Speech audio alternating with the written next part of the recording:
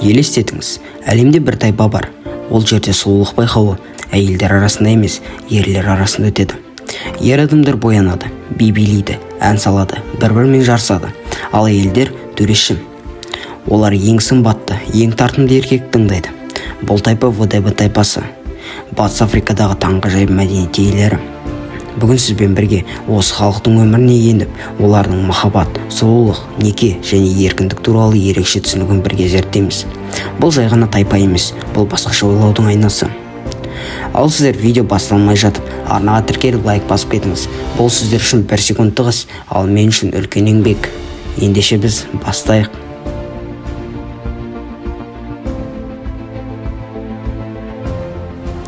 ВДБ тайпасы Фулани халқының ішіндегі көшпелі топ. Олар негізінен Нигер, Нигерия, Чад, Камерун елдерінде тұрады. Тайпа саны шамамен 100 000 адамды құрайды. Негізгі кәсібі мал шаруашылығы, әсіресе сиыр бағу. Олар ислам дінін ұстанады, бірақ сонымен қатар ежелгі дәстүрлер мен сенімдерді де сақтаған. Қызығы, бұл халық өздерін ең сыпайы, ең көркем, ең таза халық деп есептейді. Әдемілік пен сұлулық олар үшін тек сырт келбет емес, өмір салты. ВДБ-нің басты мәдени оқиғасы Гереул. Бұл ер адамдар арасындағы сұлулық жарысы. Жыл сайын белгілі бір маусымда көшпелі топтар бір жерге жиналып, апталап дайындалады. Ер адамдар ерекше киім киеді. Беттерін ашық түстермен және қызыл, ақ, сары түспен бояйды. Көздерін үлкейтіп көрсетеді, тістерін көрсетіп күледі.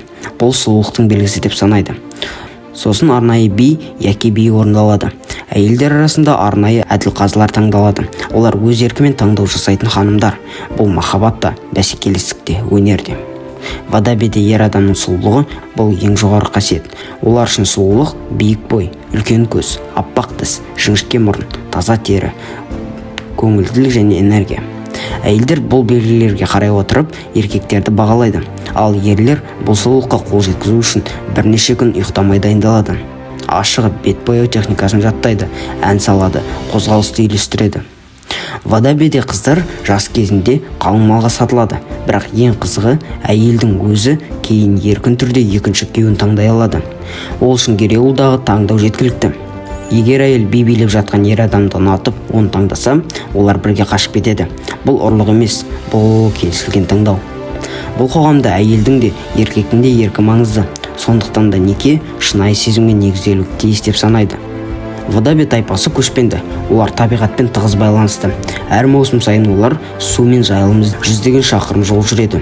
Киіз үй тәрізді суду деп аталатын баспаналарда тұрады. Бар байлығы сиыр.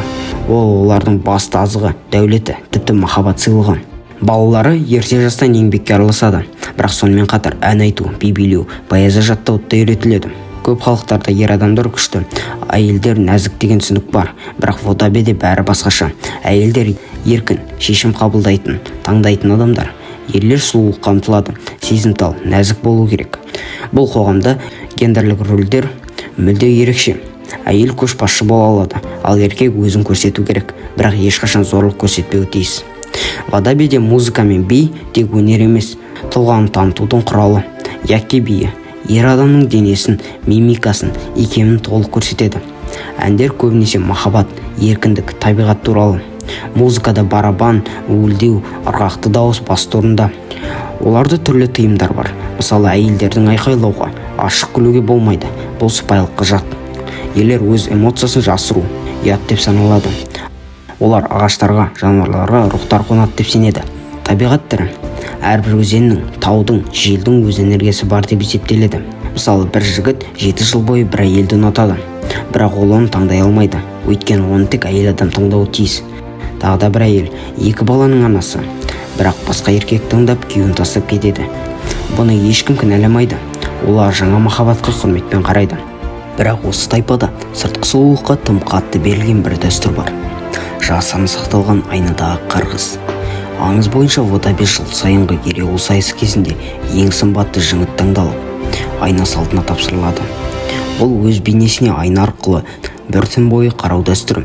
Бастапқыда бұл салт рухани тазалыққа жету үшін жасалған деседі. Бірақ соңғы 100 жылда салт бұзылып, сұлулық пен менмендікке негізделген. 1987 жылы Гереул кезінде бір ерекше оқиға болған. 19 жастағы Сейду есімді жас жігіт елдің бәрін өз келбетімен таң қалдырған. Ол сымбатты, ұзын бойлы, көзі оттай жанып тұрған жігіт еді. Тайпақ сақалдары оны көк көлеңке деген атаумен сайыстың жеңімпазы деп танып, айна салтына қатысуға рұқсат берген. Сол түні Сейду айна алдында отырды. Оның айналасында ешкім болмау керек еді.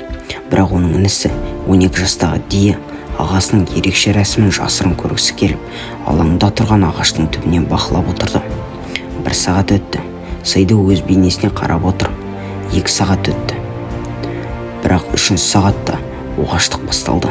Сейдудың бет-әлпеті айнада өз-өзінен қозғала бастады. Бірақ өзі қозғалмай отыр. Дия көзін уқалады. Түс көріп отырған шығар деп ойлады. Бірақ жоқ.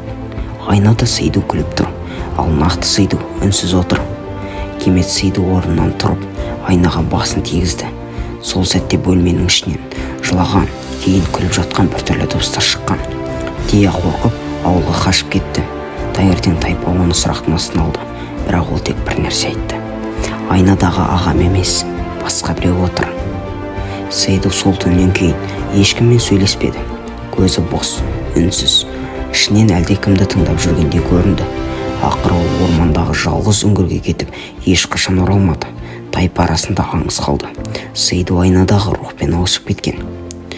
Водаби тайпасының қазіргі ұрпақтары бұл оқиғаны тек аңыз ретінде көреді. Бірақ әлі күнге дейін айна салты ресми қайта өткізілмейді.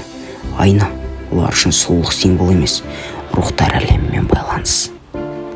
Водаби көптеген антропологтар мен зерттеушілердің назарында. Кейбіреулер бұл мәдениетті феминистік топия деп атайды. Басқалары ерлердің еркін эмоционалды қоғам дейді. Олар қоғамның балама моделін көрсетеді. Жаңа көзқарас, жаңа философия. Қазіргі заманда Водаби жастарының кейбірі мектепке барады, қалаға көшіп жатқаны да бар. Бірақ фестивальдар, дәстүрлер мен ән, би әлі күнге дейін сақталған. Водабиге кейде шетелдік туристер келеді. Фотографтар, деректі фильм түсірушілер оларды түсіргісі келеді. Бірақ Водаби тайпасы өз дәстүрін қорғауға тырысады. Олар ерекше мәдениеттің соңғы өкілдері. Бұл тайпа бізге не үйретеді?